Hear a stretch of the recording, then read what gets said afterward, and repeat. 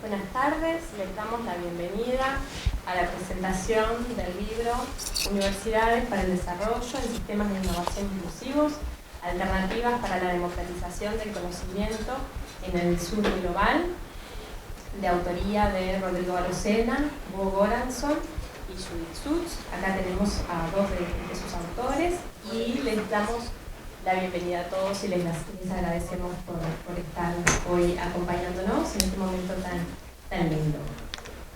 Me gustaría destacar que la presentación del libro se enmarca en la asignatura Ciencia, Tecnología, Innovación, Sociedad y Desarrollo de la licenciatura en Desarrollo de esta facultad, de la Facultad de Ciencias Sociales, pero que también es cursado por estudiantes de otras licenciaturas, de esta misma facultad y también de otros servicios de otras facultades.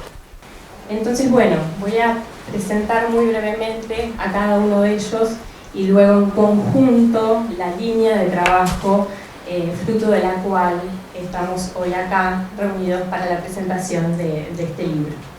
Rodrigo Arocena es profesor titular de la Unidad de Ciencia y Desarrollo de la Facultad de Ciencias de la Universidad de la República. Tiene un doctorado en matemática y un doctorado en estudios del desarrollo del CENDES de la Universidad Central de Venezuela. Cursó su licenciatura en matemática en la Facultad de Ciencias de la Universidad Central de Venezuela también.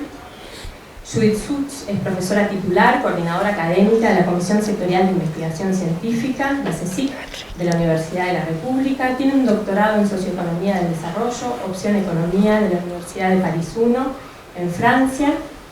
Su maestría fue en Planificación del Desarrollo, mención Ciencia y Tecnología en la Universidad Central de Venezuela, y su formación de grado es en Ingeniería Eléctrica, también por la Universidad Central de Venezuela.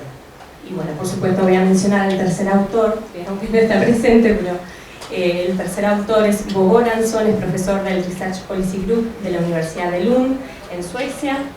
Él hizo su doctorado en la Universidad de Aalborg, en Dinamarca, y bueno, creo que esto es importante también destacarlo porque la Universidad de Aalborg es uno de los epicentros del enfoque de los sistemas nacionales de innovación en la vertiente de Lumbar y sus colaboradores.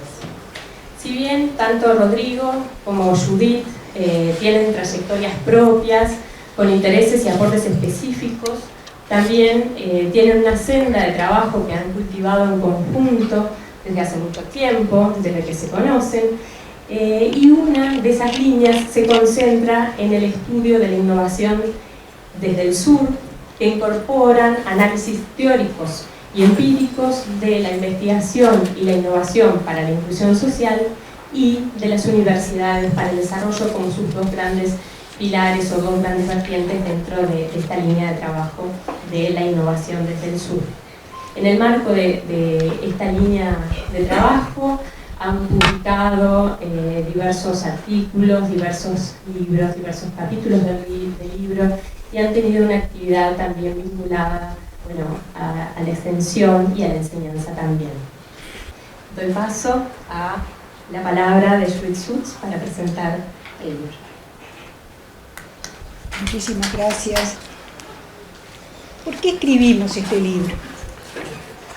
Los tres profesores, los tres autores son profesores universitarios en realidades diferentes, Suecia, Uruguay, con un trabajo conjunto sobre universidades que les permitió conocer de cerca situaciones muy diversas, 10, 12 países, de Dinamarca a Vietnam, y por una preocupación común por el papel de las universidades en el mundo actual.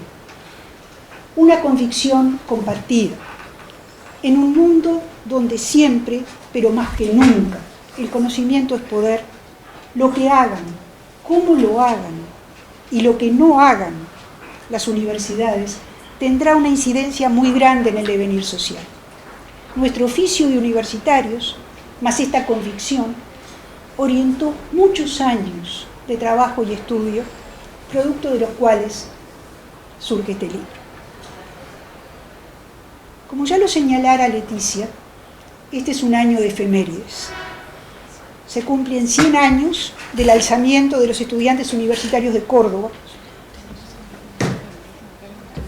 contra el autoritarismo mediocre que explica en términos del manifiesto por qué la ciencia frente a estas casas mudas y cerradas pasa silenciosa o entra mutilada y grotesca al servicio burocrático.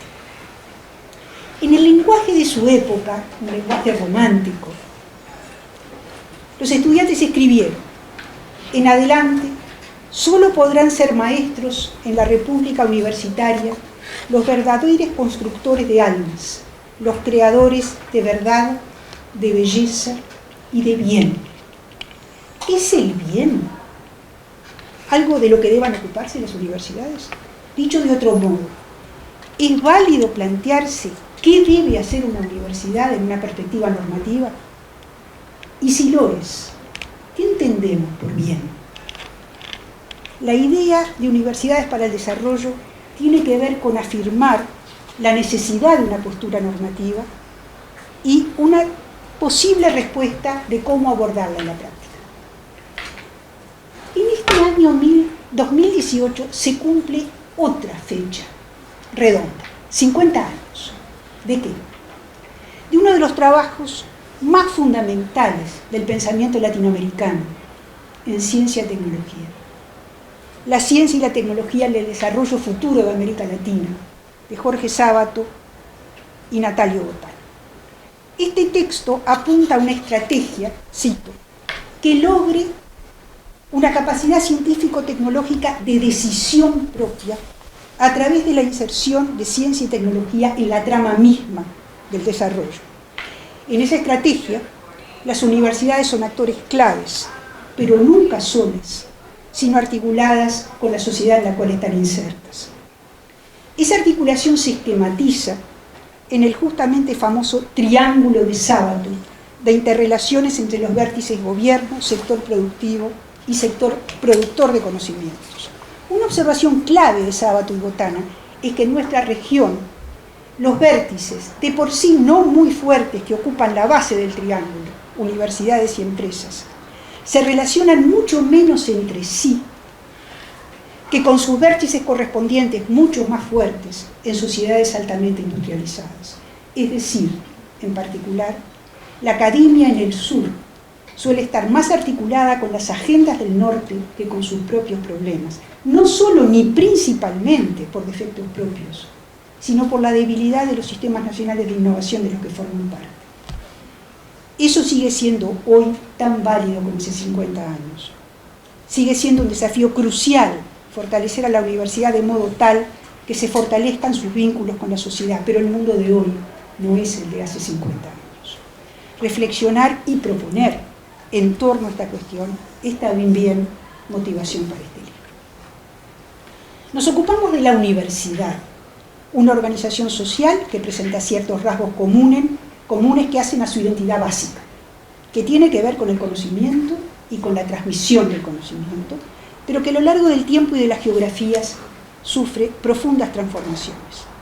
Reflejando esas transformaciones, las denominaciones recibidas por las universidades desde el siglo XII en adelante han ido cambiando. Universidad de la fe, universidad de la razón, universidad del descubrimiento, universidad empresarial, universidad comprometida, universidad para el desarrollo. ¿Qué reflejan o tratan de reflejar esas denominaciones? La misión central de la universidad o su transformación, o una nueva misión. Son denominaciones en las que se mezclan dimensiones fácticas, relativas a los cambios que se están efectivamente produciendo, dimensiones normativas, referidas a las direcciones deseables de los cambios, dimensiones propositivas, que apuntan a convertir en realidad aquello a lo que se aspira. En ocasiones aparece una dimensión prospectiva, que señala hacia dónde está evolucionando las universidades, que se puede percibir. Entonces, tenemos al comienzo las universidades de la fe, dedicadas fundamentalmente a preservar el conocimiento y transmitirlo sin alterarlo. Su adscripción a la Iglesia y a los poderes fácticos hicieron que un decreto de la Revolución Francesa de 1793 las eliminara. Después volví. El gran cambio del siglo XIX fue la aparición de una nueva misión universitaria, junto a la de enseñanza, única hasta entonces. La misión de investigación, pero no aislada, sino en fuerte imbricación con la primera. Esta revolución académica, comenzada en Alemania con la fundación de la Universidad de Berlín, instituyó la profesión de investigador, organizó la búsqueda sistemática de conocimiento en torno a grandes disciplinas y auspició un avance científico sin precedentes. Se convirtieron así ciertas universidades en actores principales de la segunda revolución económica, el matrimonio entre la ciencia y la tecnología, que, como lo indica Joel Mokyr, abrió un periodo de crecimiento económico sostenido por primera vez en la historia humana. A las universidades del siglo XX, herederas de esta universidad de la razón del siglo anterior, se las ha denominado del descubrimiento. En ellas no solo se continuó y aceleró el avance científico, sino que éste se insertó muy rápidamente en tecnologías basadas en ciencia que a su vez plantearon nuevas preguntas a la ciencia y, no menos importante, ofrecieron herramientas para responderlas y seguir la expansión. Ejemplos notables de este circuito virtuoso de aceleración recíproca son tanto las ciencias de la computación como las ciencias biológicas. Hacia finales del siglo XX aparecen otras dos denominaciones. Una de carácter prospectivo es la Universidad del Cálculo. Déjenme leerles cómo está descrita y simplemente ustedes piensen si esta perspectiva tiene o no algún reflejo en ciertas realidades de hoy. Una institución de gran tamaño, cara, altamente funcional en términos de capacitación e innovación continua en ciencia y tecnología, ya no comprometida con el aprendizaje per se ni con el desarrollo del carácter, que constituye una conveniente agregación de talentos, más parecido a un mercado de investigación y capacitación que a una comunidad intelectual. Una implicación adicional de semejante evolución institucional es que los participantes en sus actividades no necesariamente comparten conjunto alguno de valores comunes, más allá del imperativo económico de producir lo suficientemente bien como para ser compensados y viceversa. Si esta previsión se justifica, la Universidad del Cálculo no desempeñará en los asuntos públicos de la sociedad ningún papel institucional basado en sus propios valores. Otra denominación es la universidad empresarial o emprendedora, que asume como tercera misión, junto a enseñar e investigar, capitalizar el conocimiento. La universidad empresarial es un buen ejemplo de combinación entre una dimensión fáctica, esto está ocurriendo hacia esa situación de capitalización del conocimiento, están evolucionando muchas universidades en el mundo, una dimensión normativa, se afirma que esa es la dirección en la que hay que avanzar, y una dimensión propositiva, que indica que es lo que hay que hacer para lograrlo. Es probablemente en Estados Unidos, donde se ha desplegado más este modelo de universidad, con leyes especiales para patentamiento universitario y un fuerte financiamiento proveniente de grandes empresas y también de contratos con el Estado. Ahora bien, ¿de qué tipo de preocupaciones surge la denominación universidades para el desarrollo? En primer lugar, de la comprobación de que las economías de las sociedades subdesarrolladas, a diferencia de las centrales, no están basadas en el conocimiento y motorizadas por la innovación. La demanda de conocimiento allí es débil y sobre todo no está dirigida a las capacidades endógenas. Ello no se debe a falta de capacidades, de ninguna manera, sino a un factor estructural del tejido productivo que no basa su competitividad en conocimiento avanzado permanentemente renovado. Así, las universidades en su desarrollo padecen una especie de síndrome de soledad, pues el conocimiento que producen, más allá de la alta calidad que pueda alcanzar, es escasamente reconocido y utilizado dentro de fronteras, mientras que el producido afuera es en general preferido, más allá de su valor intrínseco.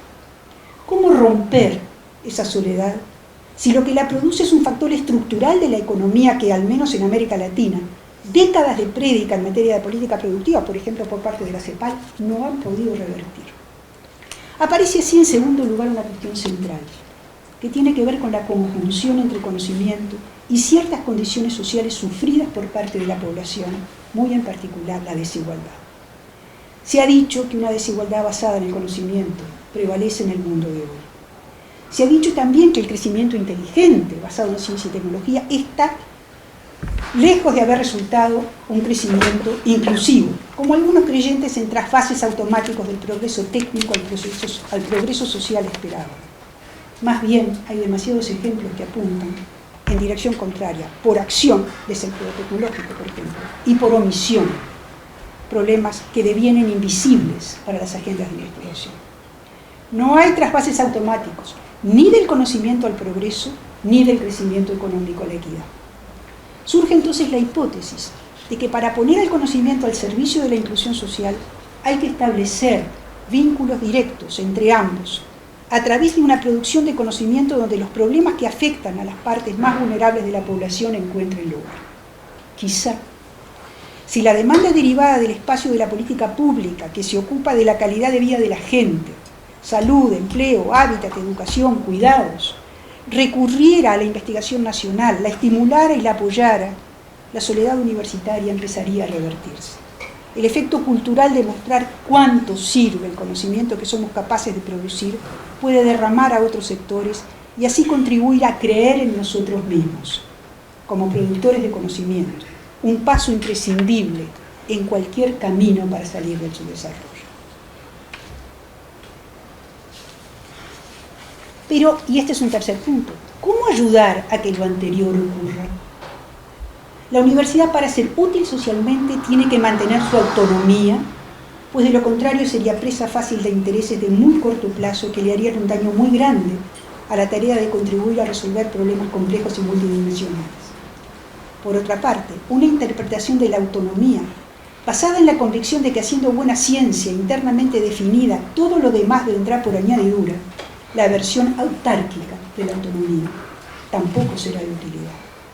Lo que hace falta es construir una autonomía conectada que interrogue a la sociedad y a partir de allí incluir lo encontrado en las agendas de investigación y también de la enseñanza.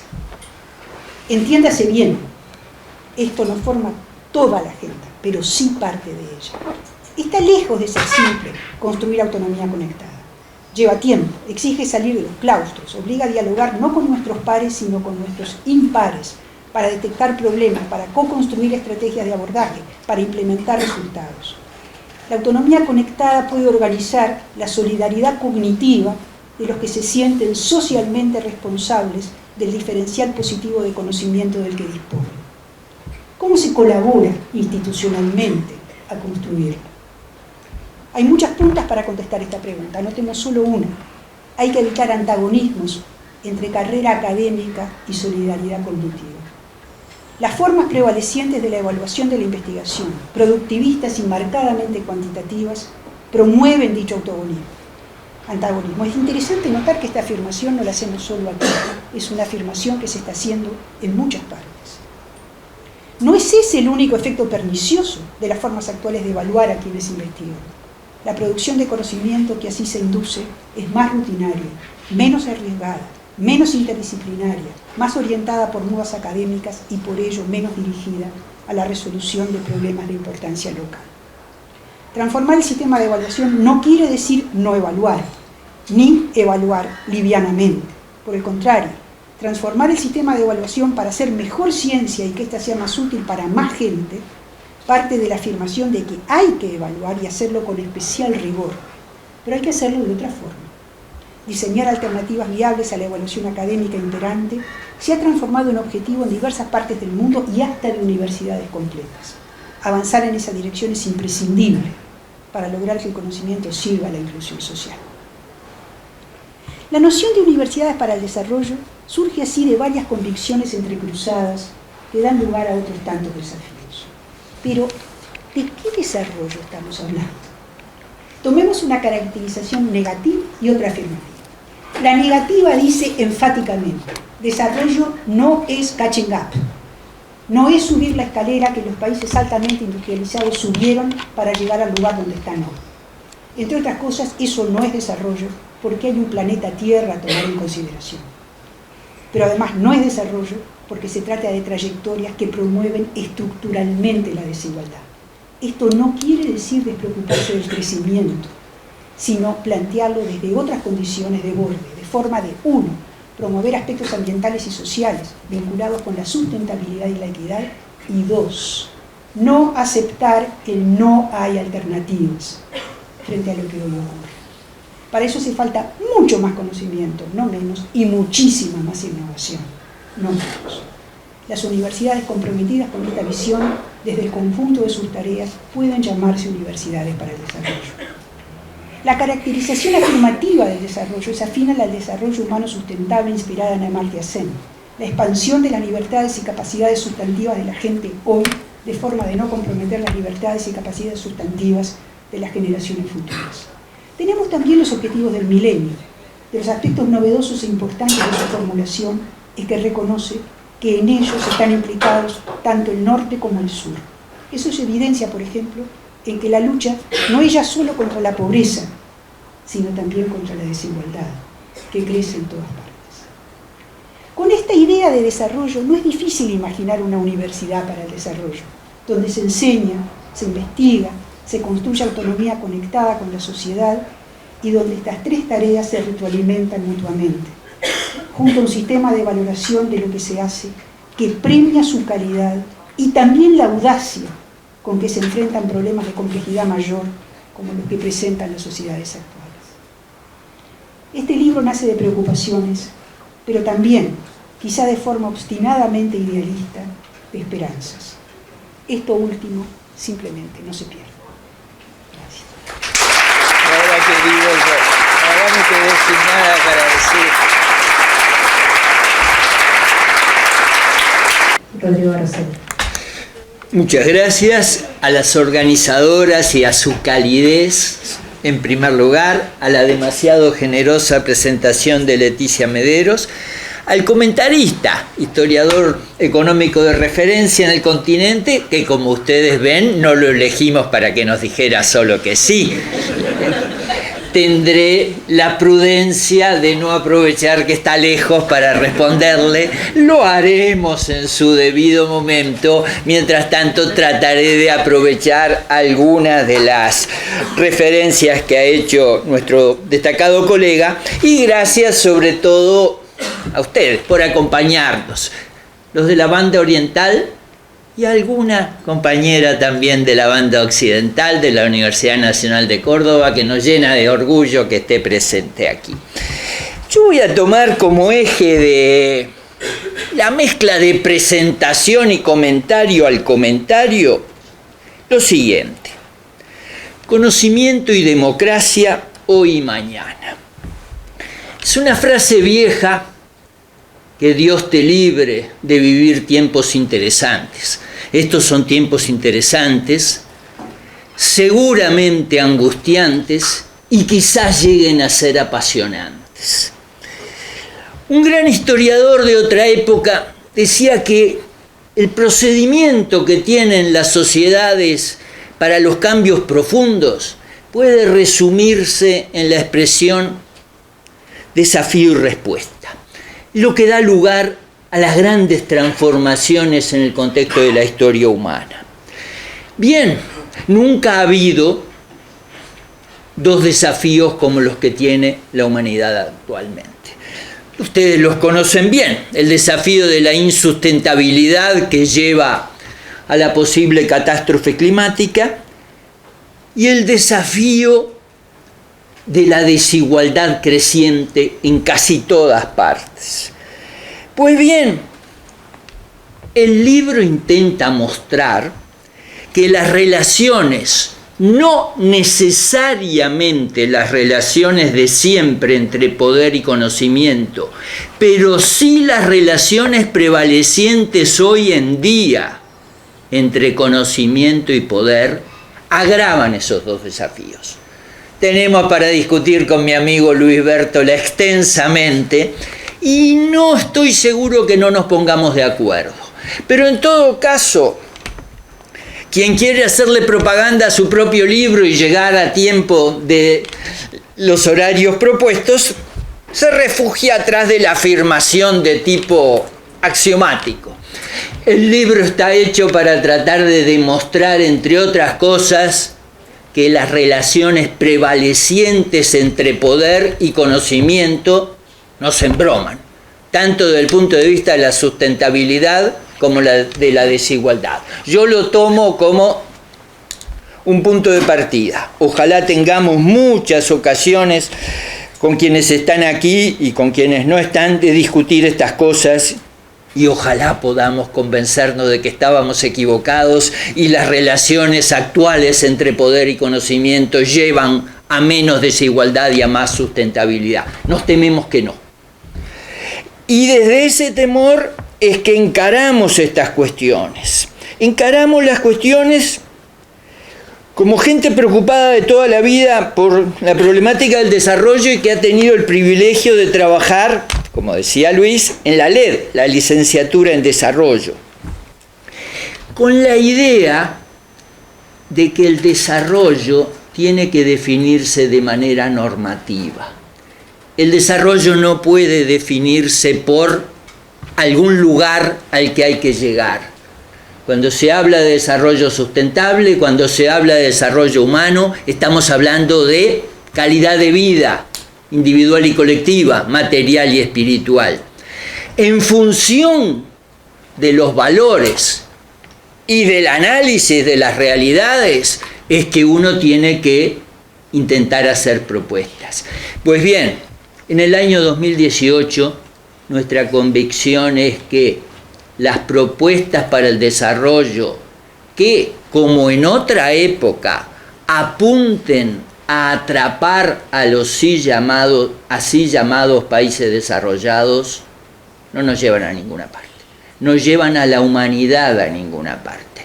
El mundo no resiste la replicación a escala global. Judith ya se refirió a eso, así que de nuevo trataré de ser breve, a la replicación a escala global de las relaciones de producción, de los costos para la naturaleza y de los costos para la sociedad que prevalecen en las naciones ricas. Si eso se multiplica por los 149 millones de kilómetros cuadrados de la superficie habitable de la Tierra, estamos fritos. En ese sentido es que decimos hay que salir de nuevo a la intemperie, a buscar nuevos caminos para el desarrollo. ¿Quiere decir que uno ignora las diferencias de poder entre países centrales y periféricos? De ninguna manera. Al contrario, hacemos una afirmación neta. Las relaciones prevalecientes entre sociedad y conocimiento han configurado en el norte lo que uno puede denominar como sociedad capitalista del conocimiento. Esa es la principal estructura de poder de nuestra época, y esa estructura de poder está complicándole la vida a la humanidad en su conjunto. En ese sentido, hay que volver a pensar con el coraje con que en América Latina lo hicieron hace mucho tiempo, allá por fines de los 40 y comienzos de los 50, los pioneros del desarrollo, en otro mundo, con objetivos similarmente generosos, esperemos que con no menos capacidad de salir a la intemperie intelectual y prácticamente.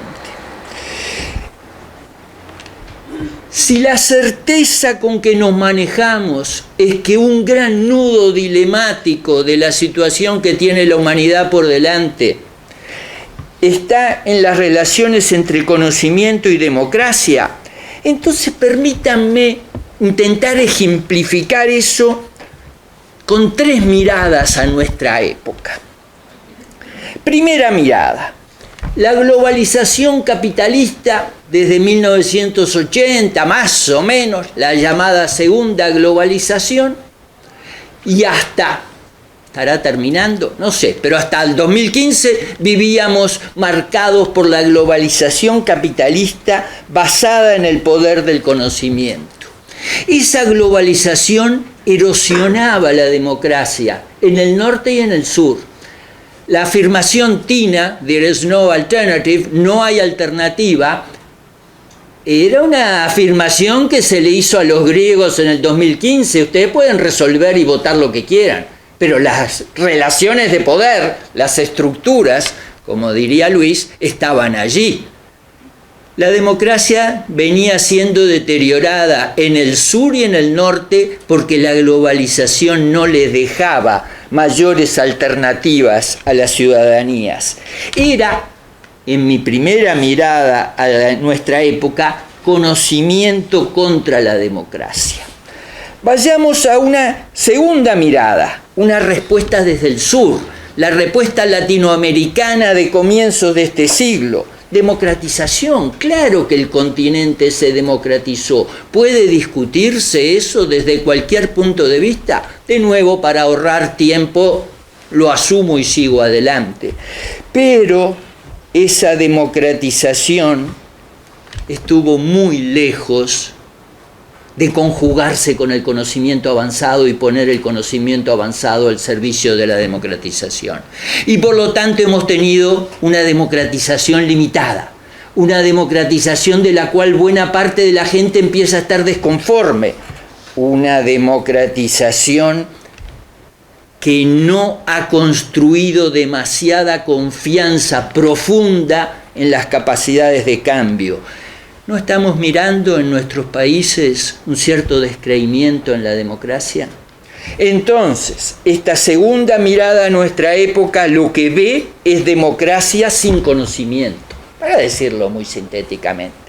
Y la tercera mirada, la más impresionante en nuestros últimos tiempos, es una respuesta en el norte a la globalización, una respuesta basada en los perdedores de la globalización, en la gente que con menor capacidad de inserción laboral, con menor educación, fue quedando al margen. Esos son la base social del señor Trump, del Brexit, del giro a derecha en Europa Occidental.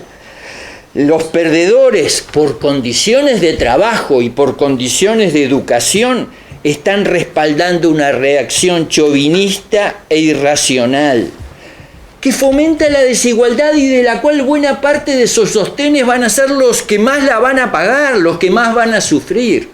Ya pasó otras veces en la historia esto. Y esta reacción en el norte descree del conocimiento.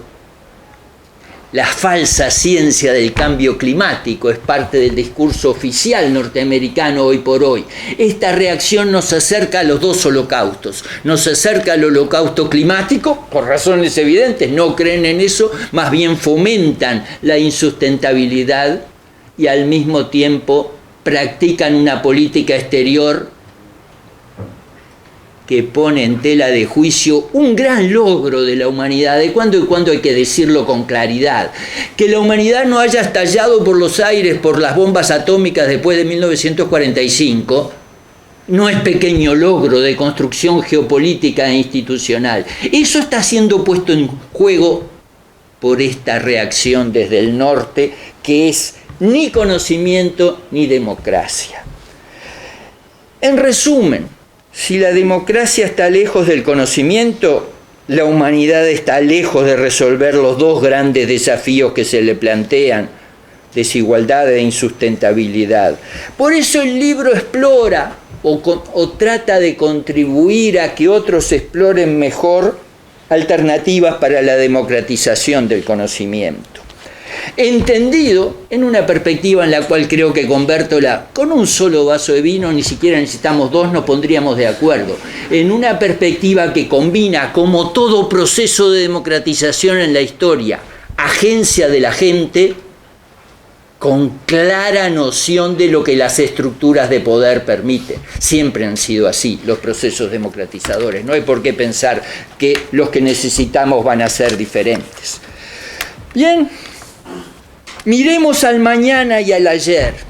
Hay muy destacados economistas en esta sala, algunos conocedores especialmente de lo que voy a mencionar ahora, y todos más o menos conocen al autor. Tomás Piketty en 2014 hizo famosa la predicción de que nos esperan décadas de desigualdad creciente. De nuevo, simplemente hago la referencia al libro, bestseller como pocos en la historia del pensamiento económico. Motivado por ese libro, apareció el año pasado el libro de Walter Scheidel, un gran historiador clásico con toda esa capacidad que tienen ahora los historiadores, dados por las nuevas técnicas de poder estudiar, por ejemplo, las desigualdades de la Edad de Piedra. ¿Cuál es la tesis central de Scheidel? En la historia no hay procesos duraderos de nivelación. Nivelación es la palabra que él usa para lo que uno llamaría disminuir la desigualdad. No hay procesos duraderos de desigualdad, de igualización, si no es a través de la violencia. Es un libro sobrecogedor que conviene leer para mirar la realidad de frente y tratar de buscarle alternativas. Pues bien, en ese libro señala dos posibles alternativas, excepciones, diferencias a su teoría general. Una es la Grecia clásica, un lugar donde se habría conseguido disminuir la desigualdad con poca violencia. Y la otra es la América Latina de comienzo de este siglo. ¡Caramba! Mirando a toda la historia, mirando a nuestro continente, sede tradicional de la mayor desigualdad del mundo, nos eligen a nosotros como una posible alternativa. Bueno, tendríamos que preocuparnos de hacer un esfuerzo para poder serlo realmente.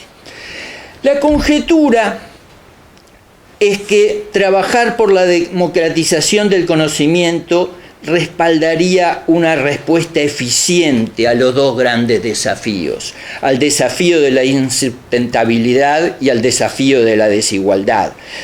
Contribuiría a revitalizar la democracia. ¿Quiénes participan cada vez más en los procesos políticos? De nuevo, hay politólogos acá, qué audacia la mía. Sin embargo, en una frase, correlacionado con nivel educativo, ¿verdad? Cuanto más al margen está de la educación, cuanto menos creen que pueden opinar y entender, menos participan políticamente las personas. El mayor involucramiento de los sectores más postergados, la inclusión, la innovación inclusiva, todo lo que haga sentir a los más postergados que el conocimiento avanzado de nuestra época no los relega a la papelera de la historia, puede revitalizar la democracia, esa que está en tela de juicio, ¿dónde? Muy cerquita del Uruguay, ¿verdad?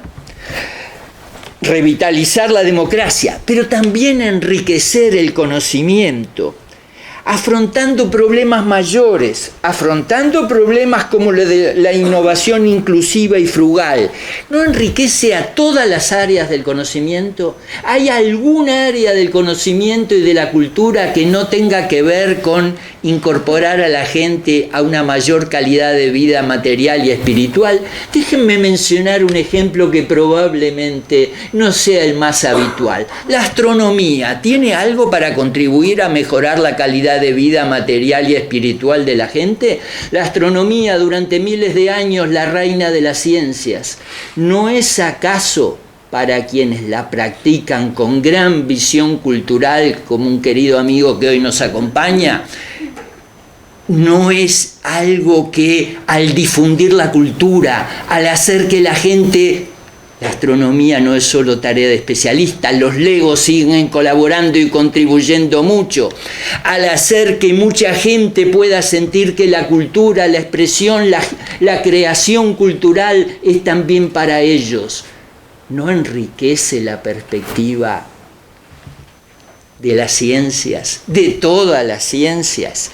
Y aquí me voy a permitir, y quienes le cuenten a Bertola, cuéntenle que aquí sí le di un pequeño palito, díganle que nunca hemos planteado la innovación inclusiva y frugal como la universidad resolviéndole los problemas a nadie. Jamás.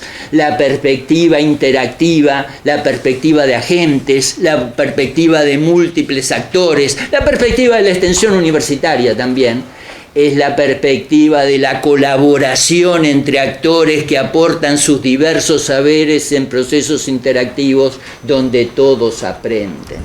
En esa perspectiva, volvamos ya para terminar a la apuesta de Piketty, que es la misma de Feinsilber 20 años antes, por cierto. A largo plazo, educación y conocimiento son las claves para la igualdad. Me voy a permitir no estar de acuerdo con Piketty. Sí, es imprescindible pero no es suficiente. No se puede confiar en que el conocimiento y la educación avanzada de por sí jueguen para la igualdad. No hay certezas. La Universidad de la Revolución Académica, la Universidad de Berlín, que ya mencionó Judith, fue la más grande universidad del siglo XIX en materia científica. Gran apoyo del Imperio Alemán a fines del siglo XIX, base del nazismo, base ideológica en el siglo XX. Conocimiento y democracia no vienen en general juntos. En la otra punta del mundo, en la nuestra, en nuestra querida tierra, la Universidad de la Reforma es una promesa más bien pendiente de conocimiento para mejorar la calidad de vida de todos. ¿Cuál herencia prevalecerá?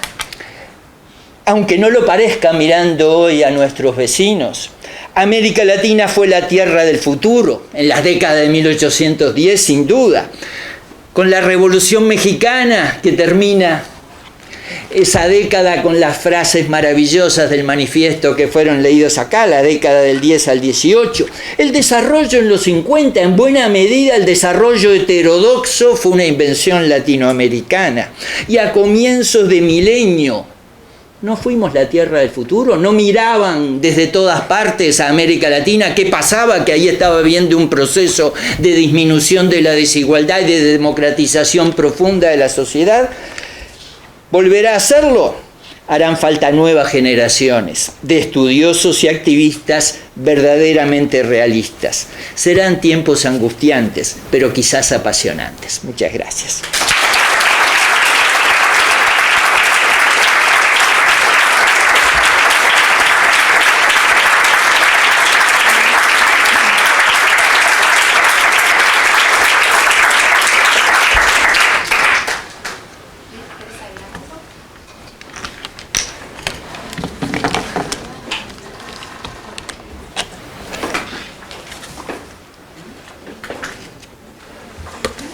Ahora abrimos un espacio de diálogo para poder intercambiar.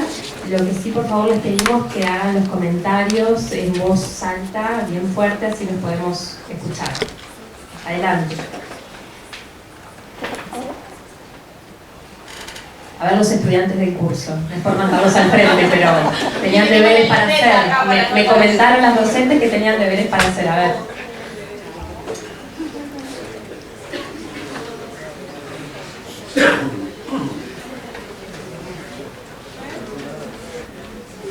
El resto del público también puede romper el hielo. Y si no, nos vamos a tomar el vino. A ver. Allá un joven estudiante quiere decir algo. Por un lado, gracias por el esfuerzo otra vez de ayudarnos a pensar estos temas que nos importan a todos y hacerlo con pasión, como siempre.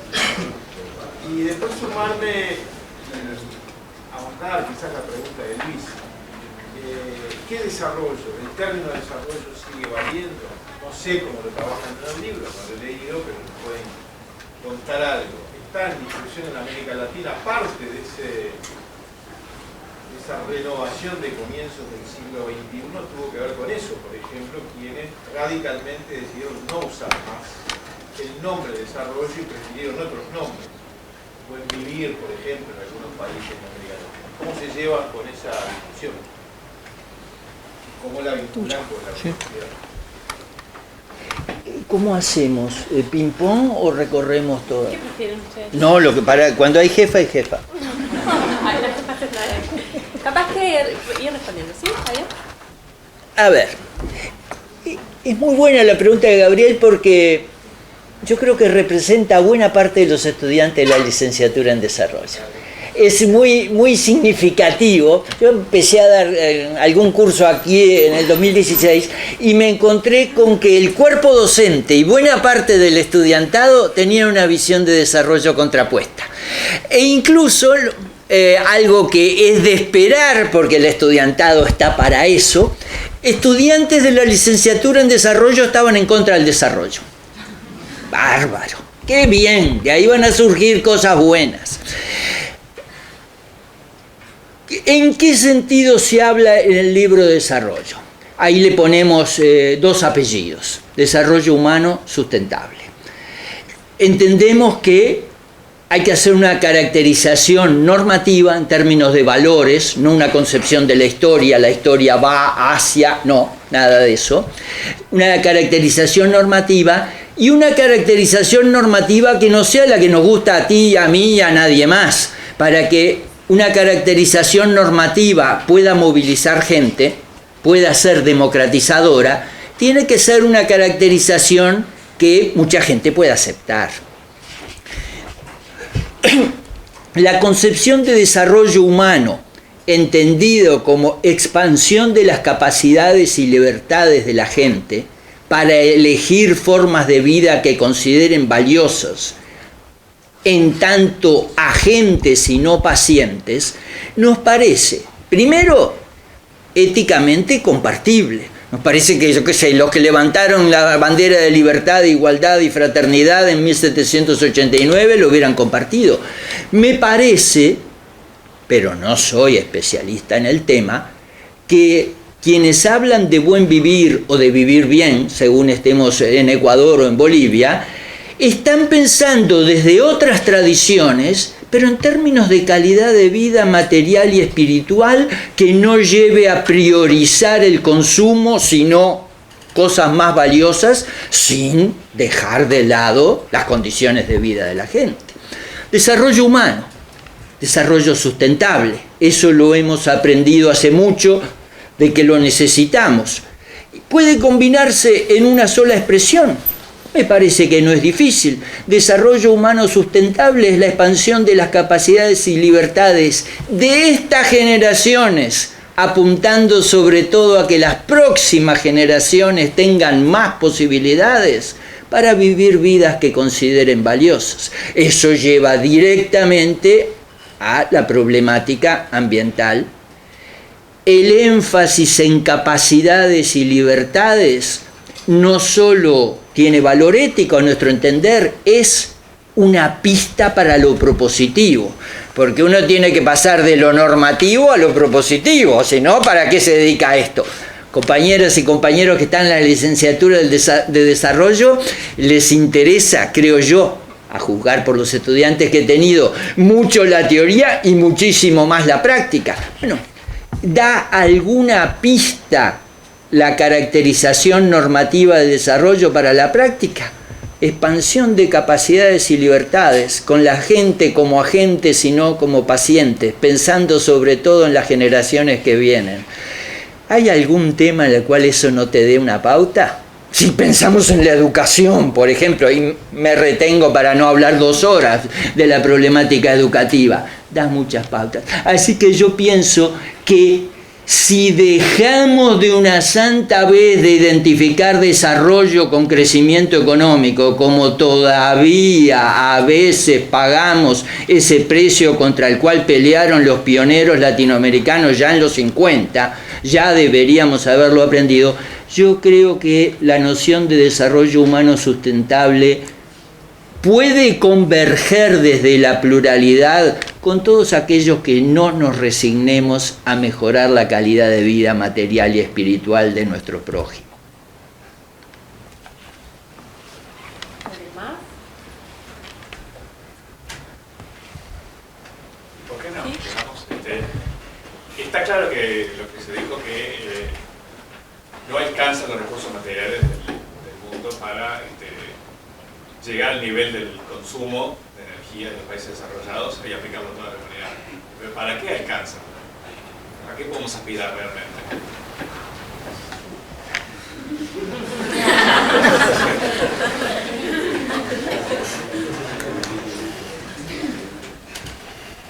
Si hacemos las cosas igual, no llegamos a ninguna parte. Pero se pueden hacer las cosas de otra manera. Y ahí hay una cuestión muy fuerte que pasa por 2 lugares. En primer lugar, hay un concepto de un antropólogo norteamericano, David Hess, que habla de la ciencia no hecha. Hay ciencia que responde a ciertas preguntas, Y hay una ciencia que todavía no se hizo, que tiene que ver con aquellas preguntas cuya respuesta podría contribuir a la mejora de la calidad de vida material de gente, y que esa ciencia no se hace porque esa gente no tiene voz, porque esa gente no tiene dinero, porque esa gente no tiene representantes. Por eso hablamos de autonomía conectada, de salir a buscar, de hacernos responsables proactivamente. Hay una primera cuestión, y es que quizá si logramos hacernos algunas preguntas que hasta ahora no nos hemos hecho y logramos encontrar respuestas, tengamos por allí un camino hacia esto que tú planteabas. Pero hay otra cosa, y tiene que ver, perdónenme por la deformación, una vieja deformación profesional, tiene que ver con la heurística a través de la cual se solucionan problemas. Cuando uno trabaja en condiciones de abundancia, resuelve los problemas suponiendo que todo lo que necesita va a estar y que quienes van a interactuar con aquellos problemas que uno resuelva van a tener todos los recursos necesarios. Cuando uno trabaja en condiciones de escasez, busca soluciones de otro tipo. Entonces uno puede imaginarse que entre los problemas que hasta ahora no hemos abordado, pero podríamos abordar, y las soluciones que podríamos encontrar de manera radicalmente distinta, puede haber un sendero de solución de problemas que a la vez resuelva cosas de manera tal que la gente viva mejor sin que eso implique una catástrofe, digamos, ambiental, sin que conspire contra la sustentabilidad. No es sencillo imaginárselo. Cuando hay una solución a un problema, imaginarse que uno lo puede resolver de otra manera es muy complicado. Ya está, ya fue solucionado. Así, buscar por otro lado es complicado. Pero si hay algo que sabemos hacer nosotros, es exactamente eso. Llámenle como ustedes quieran. A nosotros nos gusta llamarlo las capacidades de innovar en condiciones de escasez. Y eso lo sabemos hacer. Y tenemos tantas anécdotas. Conocemos tantas historias. Tú en particular una vez me contaste cómo ibas a un supermercado a buscar tuppers porque no tenías plata para hacer cubas de electroforesis. Y como eso que me contaste tú, tantos otros nos han contado cómo resuelven problemas de otra manera, pero los resuelven. Yo no estoy haciendo aquí una apología de la pobreza, estoy haciendo aquí una apología de la creatividad. Y yo estoy convencida, estamos convencidos, muchos, de que por ahí pasa buena parte del futuro. Pero eso también tiene que ver con que no me contesten cuando uno dice, mirá qué maravilla, cómo lo hicieron, eso es chicle con alambre. No es chicle con alambre, es otra manera de pensar. Eso es muy importante. Y nosotros somos muy buenos en eso. Entonces, la respuesta yo diría que tiene que ver con nuevas preguntas y también nuevas respuestas.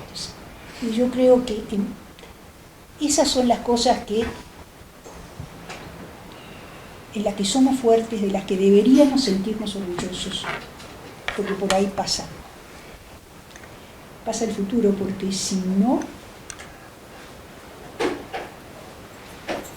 ¿cómo vamos a hacer para que tanta gente que hoy está absolutamente marginalizada llegue realmente a tener una calidad de vida imposible de pagar con los bienes y servicios accesibles para el común de la gente? Así no se pueden las vacunas, no se puede la salud, no se puede la vivienda. Hay que hacerlo de otra manera. Y hay demasiados ejemplos de que se puede hacer como para no intentarlo.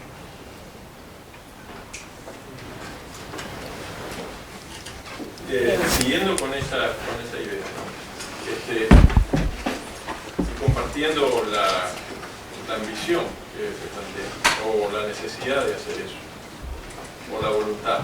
Pero la pregunta es, quizás como reflexión colectiva, es cómo hacer para que eso suceda, porque el tejido productivo parece bastante refractario a pedir, ¿no?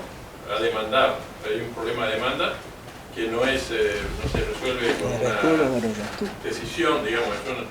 Y tampoco, incluso, por ejemplo, no sé, a 12 o 15 años de este periodo, principio del siglo XXI de gobiernos progresistas, tampoco uno observa en el sector del Estado o de los gobiernos progresistas una conciencia clara de eso. Más bien, creo yo, una continuidad de ideas que van en otro sentido. Entonces, ¿cómo más allá de plantear la idea, la ambición y el camino, cómo hacemos para que realmente eso suceda?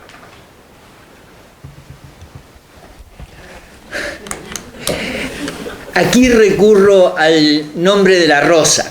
¿Se acuerdan cuando el discípulo le pregunta al maestro, ¿y usted cree que existe una sola filosofía o algo por el estilo? Y él le dice, si yo creyera eso estaría enseñando filosofía en París. Bueno, si yo supiera contestar la pregunta de Gregory sería presidente de la República, lo cual me haría vivir mucho más nervioso de lo que vivo. Entonces, no siendo presidente de la República ni enseñando filosofía en París, es decir, que eso es cuestión de la política. Eso es cuestión de la política como transformación. Y buscando aliados, aunque Luis Bertola no me está escuchando, pero claro, él estuvo exiliado en Escandinavia, entonces tiene una visión extraordinaria de la riqueza de lo que fue el desafío y respuesta. Dinamarca era un gran productor de trigo que exportaba a Gran Bretaña, hasta que los barcos se hicieron mucho más barato el trigo venido del Medio Oeste, y tuvo que reconvertirse. Fue un desafío impresionante que tuvo una respuesta política y social, espléndidamente bien narrada por los teóricos del Sistema Nacional de Innovación: cooperativismo, educación popular, colaboración entre diversos actores, protección del Estado a las nuevas formas de hacer las cosas. Desafío y respuesta.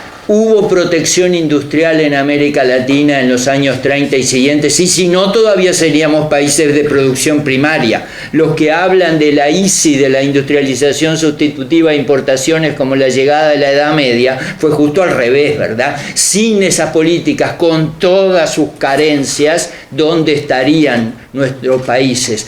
Bueno, ¿por qué pudo haber proteccionismo industrial y no puede haber proteccionismo para, usando la expresión de Fernando Fay-Silver, caramba, 25 años después, proteccionismo para el aprendizaje? ¿Por qué no protegemos cosas de las cuales te podríamos poner a ti a hablar durante una hora, dando ejemplo de las cosas que saben hacer tus compañeras y compañeros y tú, y no los protegemos? Porque no tenemos una política para el conocimiento, porque nuestra democratización, que vaya si lo ha sido, comparemos lo que es vivir en el Uruguay de hoy con lo que era vivir en el Uruguay hace 15 años, nuestra democratización no ha tenido en cuenta esta dimensión. ¿Es extraño?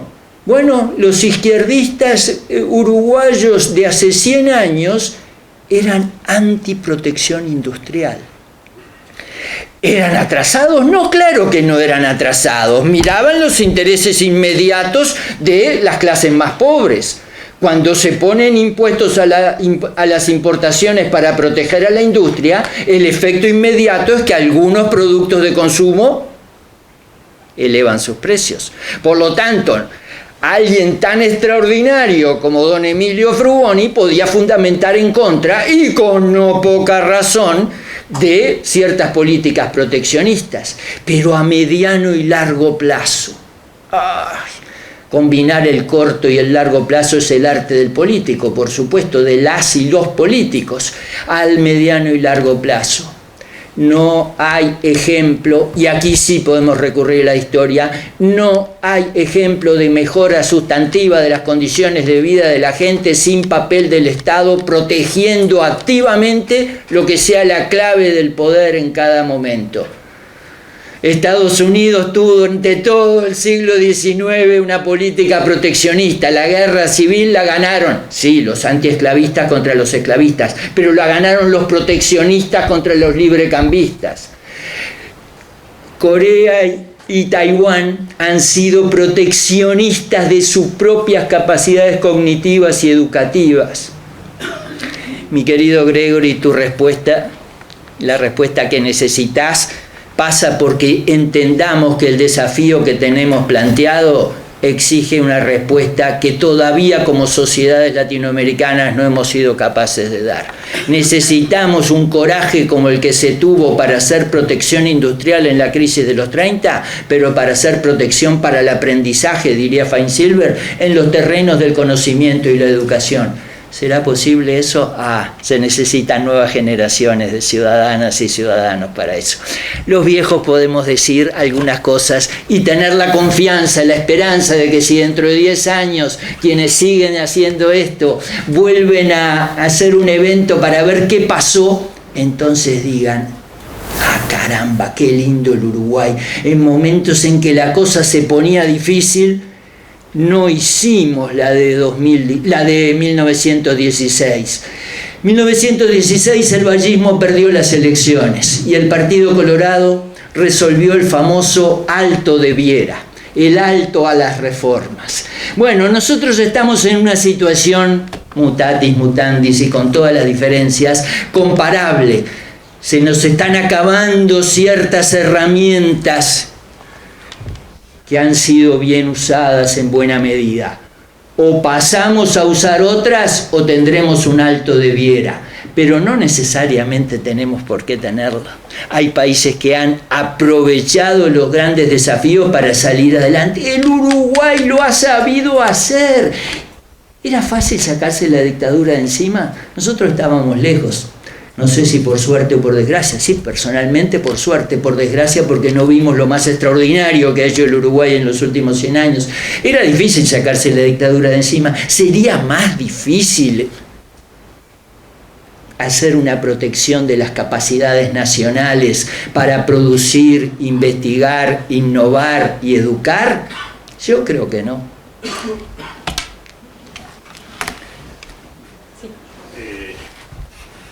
Mencionaba lo de la, bueno, primero agradecer el espacio y demás.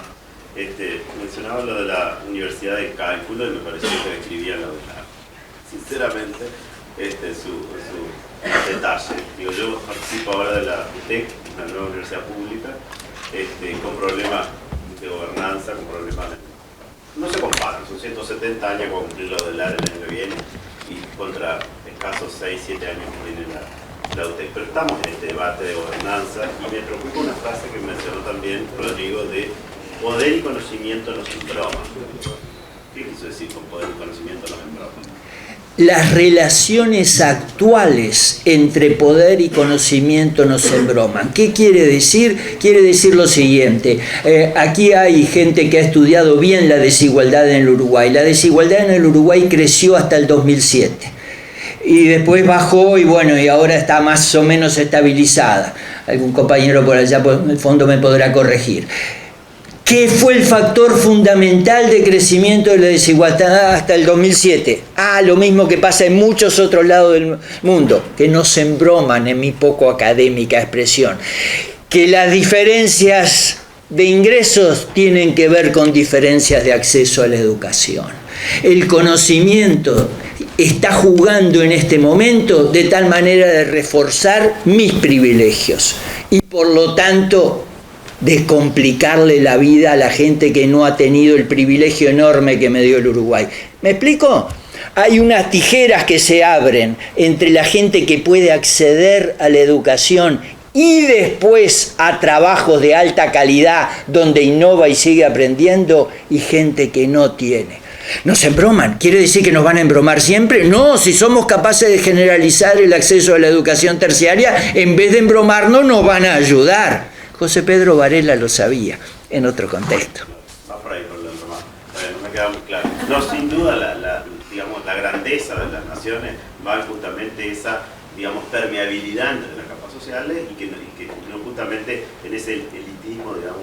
Que no quede para minorías. Justo. Yo he estudiado en Europa, he estudiado aquí, he estudiado en Alemania y aquí he comparado, y para mí entre los dos hemisferios hay una muy claro, ¿no? Es decir, la universidad va a favor del estudiante en el hemisferio norte, ¿no? Es decir, le preocupa que el estudiante no avance, no ingrese, no tenga posibilidades, y aquí parece como por una carrera de obstáculos donde, ¿no? O sea, es decir, remanente de dulce leche, no es expresión mía, pero digo, no, es decir, muy difícil para el estudiante. Entonces yo creo que esa grandeza que decía antes de intentar, digamos, permear entre las capas, creo que es una de las claves. Y también había una cuestión que había anotado también respecto al desarrollo que me preocupó, ¿no? El desarrollo normativo. El desarrollo de valores estoy totalmente de acuerdo. El normativo es una frase que refiere a valores, nada más. Normativo de consenso social, normativo de qué sentido. Cuando habla uno de un enfoque normativo, es que está hablando de valores. Si yo digo llueve, no es un enfoque normativo, es un enfoque fáctico. ¿Estará equivocado o no? Si yo digo maldita lluvia, eso es un enfoque normativo, es una opinión de valores. ¿Me explico? Lo que yo digo es que el desarrollo implica tener en cuenta cuestiones de valores que queremos de la vida, cuestiones de hechos, porque si no, no avanzamos, cuestiones de tendencias, porque uno nunca hace políticas para el presente, hace políticas para el futuro, y propuestas. Cuando lo conté en la licenciatura en desarrollo, un poquito más despacio de lo que ahora lo conté, los estudiantes les pareció razonable, o sea que yo me quedé bastante tranquilo. Con respecto a si la Universidad de la República se está pareciendo o no a la Universidad del Cálculo, esa es una pregunta compleja. Podríamos estar todos de acuerdo que la Universidad del Cálculo es algo que está por ahí y que no nos gusta, claramente. Yo creo que no. Pero si la lee, mire que para mí, yo no sé la impresión de los demás, pero no sé si lo tiene ahí el párrafo que leyó del cálculo, pero me parecía estar describiendo el escenario. Bueno, yo soy profesora de la UDELAR, trabajo en la Comisión Sectorial de Investigación Científica y le puedo asegurar que somos muchos, pero muchos, los estudiantes en primer lugar, pero muchísimos docentes, los que día a día peleamos porque esas cosas que se infiltran por allí no ocurren. Y de hecho, yo dudo muchísimo que en cualquier universidad del cálculo uno tenga una licenciatura como la licenciatura en desarrollo. Dudo mucho que en una universidad del cálculo uno tenga un programa como el de la Comisión Sectorial de Investigación Científica, que no se llama universidad de empresa, sino universidad de sectores productivos donde en particular los sindicatos pueden presentarse. Dudo mucho que ninguna universidad del cálculo tenga un programa de investigación e innovación orientado a la inclusión social. Yo creo que hay una tendencia mundial que trata de mostrar que la universidad empresarial, en el sentido de capitalización del conocimiento, cuidado, yo no estoy siendo peyorativo, de ninguna manera. Y además no estoy en contra de las empresas, por favor, después pedimos empleo de calidad, ¿quién lo da? Yo lo que quiero es que las empresas usen mucho más conocimiento. Mi problema son los datos de la encuesta de innovación, que el 27% de las empresas uruguayas son innovadoras y que el 90% de los recursos se usan para comprar equipamiento, en un 90% importado. Esas son las cosas que me preocupan y que quisiera que fueran distintas. O sea que no tengo nada en contra de las empresas, pero la noción de universidad empresarial, la noción de la universidad cuya tercera misión, además de enseñar e investigar, es la capitalización del conocimiento, es algo que acecha pero todavía no es. Yo creo que no va a ser. No va a ser porque en la mejor tradición latinoamericana los estudiantes no lo van a permitir y porque somos muchos docentes que fuimos estudiantes y que no nos olvidamos. Así que yo creo que ahí hay una visión normativa muy clara y creo que vamos a lograr que esta cosa espantosa, si esta previsión se justifica, la Universidad del Cálculo no desempeñará en los asuntos públicos de la sociedad ningún papel institucional basado en sus propios valores. Eso no le va a pasar a la Universidad del Cálculo. De eso estoy segura. Pero bueno, lo que creo. Tengo dos preguntas. Una más general que tiene que ver un poco con la crítica que hacen a la cuestión de la convergencia con el centro, cuestión así. Desde un punto de vista de la desigualdad internacional, como teniendo presente que una de las preocupaciones es la desigualdad, supongo, no solo en términos de la interna de los países, sino también a nivel internacional, cómo es compatible el combate a la desigualdad sin converger y por otro lado, desde el otro lado también pensando en justicia, si partimos de la base de que los países centrales tienen las mejores condiciones de vida, en acceso a bienes, servicios, calidad de vida en general, si desde el punto de vista de la justicia no sería deseable esa convergencia, más allá de que la restricción medioambiental es una.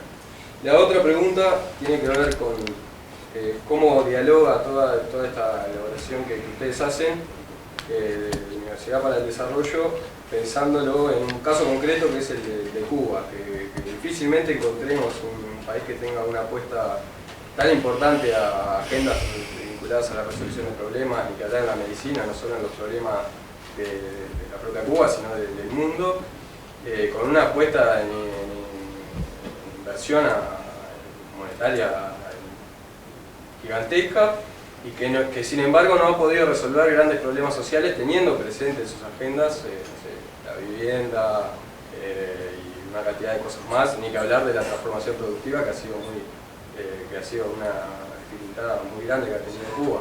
¿Cómo se puede pensar que si bien tiene una cantidad de las condiciones que son necesarias, como el fomento de la investigación a problemas sociales y una cantidad de cosas más, cómo es posible que no hayan podido, obviamente hay una cuestión que tiene que ver con el bloqueo y una cantidad de cosas, pero si bien han ido hacia ese lugar, no han logrado el desarrollo. Perdón, estamos muy próximos de cerrar, entonces los voy a invitar a que alguna compañera y algún compañero del curso se sume a la pregunta y los autores responden en conjunto. En 2 minutos. Ahí está. Pero adelante, no piensen que yo estoy apurando. No, asustando. No. Miren que las docentes los están y las están mirando, pero así, retorciendo sus ojos. Es lo que acostumbran a hacer. Sometidas a esta presión, hábilmente interrogadas. Bueno. ¿Sí? A ver, 3 minutos con respecto a la primera pregunta. Esto no, esto sí. ¿Se entiende? Si tú pensás la convergencia como alcanzar a países que siguen avanzando por lo mismo, esto es el norte, esto es el sur. Podés pensar la convergencia así. ¿Se entiende lo que digo? El norte sigue como viene y el sur va más rápido y lo atrapa. Vale. Eso creo que no va a pasar, lo explicarían los teóricos de la dependencia hace mucho tiempo, no va a pasar y no es deseable que pase. Porque seguir así, entre otras cosas, agrava la desigualdad y la insustentabilidad.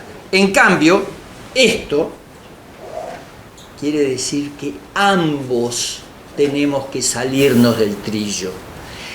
La gran innovación en términos de las ideas es que el problema del desarrollo dejó de ser un problema del sur, es un problema de todo el mundo. Eso con respecto a la convergencia, sobre la que podríamos hablar mucho más, pero creo que este dibujito en el aire por lo menos me compra tiempo para conversar en otro momento. Hablar de Cuba en 2 minutos, por Dios, en América Latina, es un poco difícil, ¿no? Pero no vamos a esquivarlo. Sin duda, Cuba ha hecho en materia de apuestas a la investigación y a la innovación esfuerzos enormes y logros extraordinarios. Judith habla todo el tiempo de ellos y los conoce mucho mejor que yo, así que en aras a la brevedad hablo yo. Simplemente menciono que ella podría ejemplificarlo. Pero claro, tú nos preguntabas la parte difícil, ¿por qué no ha ido más allá? Bueno, ahí yo hago una elegante maniobra y me retiro a la teoría general. La teoría general, hablemos de marxismo para meternos un poco en el lío, pero brevemente. Hay dos maneras de interpretar el marxismo, dos maneras polares. Una apuesta totalmente a las fuerzas productivas. La historia es la historia de la expansión de las fuerzas productivas. Referencia, prólogo a la contribución de la crítica a la economía política. La otra polar es, no, lo que importa son las relaciones sociales, la lucha de clases. Referencia, manifiesto comunista. En realidad, lo que pasa es que es la interacción entre fuerzas productivas y relaciones de producción lo que realmente explica mucho más complicadamente que cualquiera de las dos interpretaciones polares, lo que uno leyendo los trabajos históricos de Marx lo encuentra, lo que explica los cambios. Es, en términos de lo que decía Bertola, la interacción entre estructura y agencia. Pues bien, en buena parte de los países del así llamado socialismo real, la interacción entre relaciones sociales y base cognitiva fue tal que las relaciones sociales más bien ahogaron la difusión de las innovaciones. Las relaciones sociales prevalecientes, y trato de ser lo más objetivo posible en un tema que es tan subjetivamente difícil, las relaciones sociales prevalecientes en el socialismo de Estado no eran relaciones sociales que fomentaran la multiplicación de agencias. La ciencia soviética, para ir al corazón del asunto, no tenía nada que envidiarle a la ciencia norteamericana. No estaba ahí el problema. Y sin embargo, el cambio tecnológico acelerado de la década de los 70, 80 y 90, en un lado hizo un tránsito a sociedades basadas en el conocimiento y en el otro, bueno, ya saben lo que pasó. Marx lo hubiera podido explicar, creo yo, y creo que no le estoy escapando a tu pregunta, lo hubiera podido explicar en términos de cuando las relaciones sociales de producción bloquean la generación o difusión de nuevas fuerzas productivas. Creo que esto, dichos en 15 segundos que todavía me quedan, creo que eso tiene que ver con tu difícil pregunta. Muchas gracias a los autores, muchas gracias al público, ha sido un gran honor para mí poder compartir con ustedes esta instancia.